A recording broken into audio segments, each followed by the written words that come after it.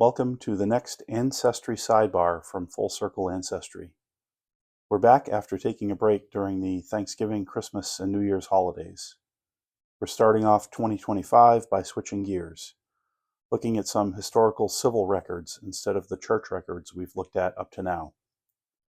And more specifically, we'll talk about what I'm calling land parcel identification, the process of discovering more precisely where your family lived within your ancestral villages. As a case study, we'll use Roškovce, a tiny village in the historical Spiš region within modern Slovakia. Here's a map of the area.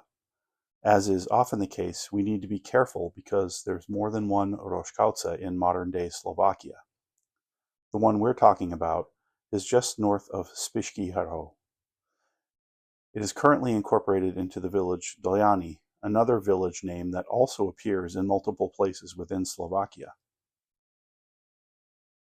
I've chosen to focus on Roškovce for a couple of reasons. It's important to me personally because of my ancestral ties to that village. Also, it's such a small village that it's rather easy to do the analysis required for land parcel identification, although the technique can be applied to larger villages or portions thereof. When I say civil records, I'm talking about those historical records instituted by the government rather than the religious authority. And for our discussion, this comes down to three specific sources, which I'll outline now. The first set of records is the 1869 Slovak census. This census was performed throughout the Hungarian lands.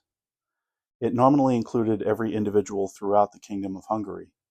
Not all the original records survive, but the remaining portion tied to the Slovak lands can be found in the Family Search Archive. For each household, 4 pages of information were gathered. On the first sheet, the house number and an overview of the details of the dwelling were made. The second and third pages accounted for all individuals in that household. Married women were often, though not always, listed by their maiden name, which can itself be valuable in ancestry research. Some further information was also gathered, including people's occupations, where they were from, and their ability to read and write. A final page indicated any livestock owned by the household. In the case of a larger village, this could amount to hundreds and hundreds of pages of information. Roškovce, with only 14 households listed in the 1869 census, is ideal for land parcel identification.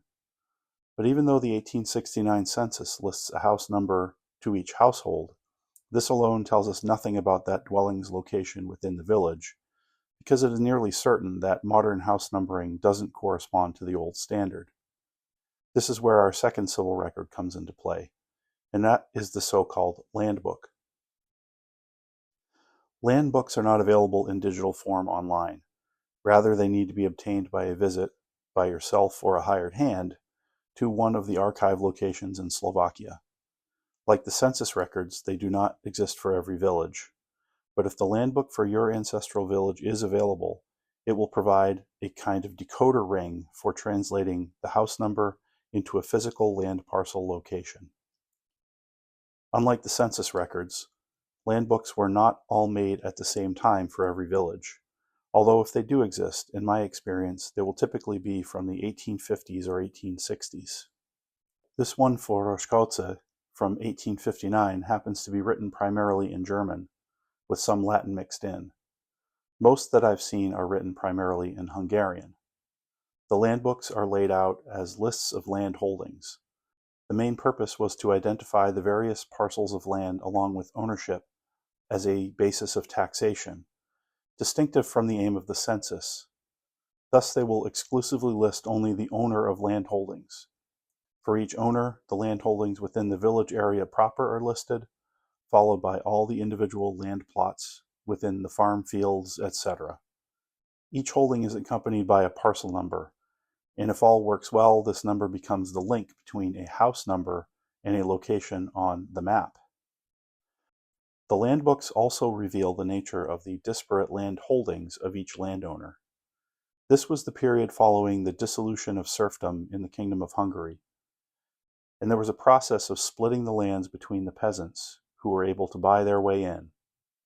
Since certain sections of each village were deemed to be of better quality than others, splits were made by dividing each section. As a result, the land holdings for each owner were a patchwork across the landscape. Frankly, I don't know how this was practically managed by the peasants. If anyone understands that process better, please let me know. Taking a sidebar within a sidebar, let's look at the area measurements shown in the land book. The table indicates that the stated measurements are in square fathoms. Fathom is a rather ancient unit of measurement. In today's American measurement system, it means 6 feet in distance. Historically, it was a unit of measure used in many different systems before a fully compatible system was adopted across most nations. Thus, a Hungarian fathom was a little different than an Austrian fathom, which was a little different than an English fathom, and so on. But they all roughly indicated a similar distance, because the word fathom fundamentally means outstretched arms. That is, a fathom was originally an indication of the distance between opposite fingertips of a man's outstretched arms. Now think about the word fathom in its meaning to comprehend or to understand something. If you can fathom something, you can reach it. If you can physically grasp something, then you understand or comprehend it. Now on to the third civil record that completes the puzzle. That is the village map, which generally accompanied the land book creation process to identify all those land parcels' physical location. Complete maps have not been preserved for all villages, so it is hit or miss.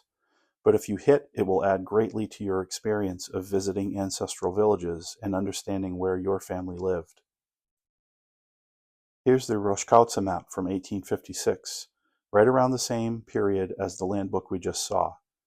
The colors correspond to different types of land. Without going through each color in detail, this pinkish area corresponds to what in Latin was termed intravillan, or within the village. These are the households, the dwellings. The numbering on this map is made to correlate with the parcel numbers listed in the land book.